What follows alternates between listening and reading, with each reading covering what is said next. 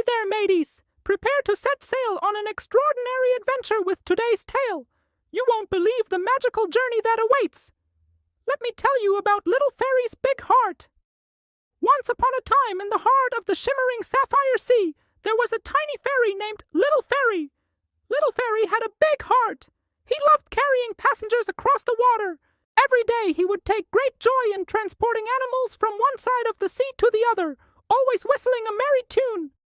One sunny morning, while Little Ferry was on his way to collect some bananas from the monkey tribe, he spotted something unusual floating in the water. It was a huge, beautifully carved wooden box. Curiosity got the better of him, and Little Ferry decided to investigate. He cautiously approached the box and gently nudged it with his nose.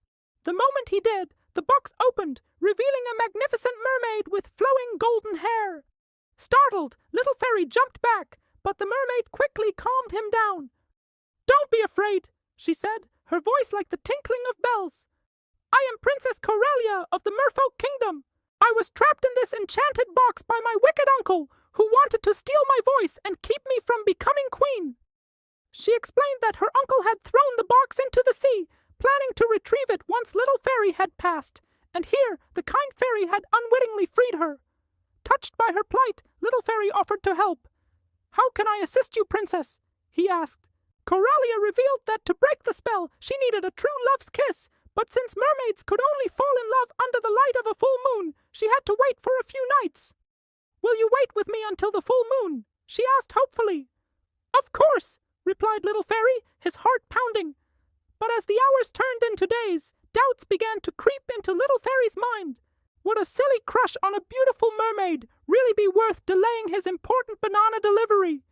The monkeys would surely go bananas if their snack didn't arrive on time. Just then, he heard a distressed cry. It was Coralia. Her uncle had found her and was advancing towards her, intent on taking her back to his lair. Without hesitation, Little Ferry rushed to her rescue. He rammed into the box just as her uncle reached out to grab her, sending it flying. With a flick of his powerful tail, the prince leaped out of the box, transforming into a dashing young merman. He introduced himself as Prince Triton, Coralia's true love and the heir to the Merfolk Kingdom. He explained that he had been turned into a dolphin by her uncle to spy on Coralia, and that only a kiss from his beloved could break the spell. Overwhelmed by emotion, Coralia reciprocated the sentiment. She leaned forward and kissed him passionately. In that instant, Triton was transformed back into his human form. Together, they confronted Coralia's wicked uncle. The villain tried to flee, but Little Ferry quickly blocked his path. "You're not going anywhere, sir," he declared. A fierce battle ensued, but in the end, good triumphed over evil. Coralia's uncle was defeated, and Triton was crowned king of the merfolk. Now that the danger had passed, Coralia realized that she had kept Little Ferry waiting long enough. She apologized profusely, explaining that she hadn't meant to hold him up. But Little Ferry waved it away. "It was my pleasure to help you, princess," he said. "But now I must be on my way. The monkeys are expecting their bananas." Before departing, Coralia bestowed upon Little Ferry a magical seashell that granted him the ability to understand and communicate with sea creatures. Overjoyed, Little Ferry thanked her and bid farewell. As he sailed away, he couldn't help but feel a sense of pride, knowing that he had played a part in restoring the rightful ruler to the Merfolk Kingdom. From that day forward, Little Ferry continued to ply his trade, transporting passengers across the Sapphire Sea. But now he had a new appreciation for the wonders that lay beneath the waves. The magical seashell served as a constant reminder of his extraordinary adventure with Princess Coralia and the dashing Prince Triton. Whenever he encountered dolphins, whales, or colorful fish, Little Ferry would chat with them, sharing stories of his daring rescue mission. The sea creatures, in turn, regaled him with tales of their own, filling his life with even more joy. One day, while ferrying a group of giggling starfish to a coral reef, Little Ferry heard a familiar voice calling out to him. It was Coralia. She had come to visit him with a special surprise.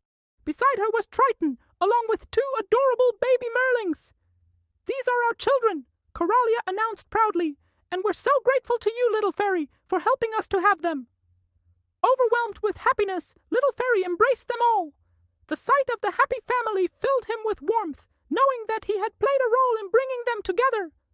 From that moment on, Little Ferry became a regular visitor to the merfolk kingdom. He would spend hours playing with the merlings, taking them on exciting rides through the sapphire sea. The little ones would squeal with delight as he zoomed back and forth, creating unforgettable memories for them. As the years went by, Little Ferry's legend grew.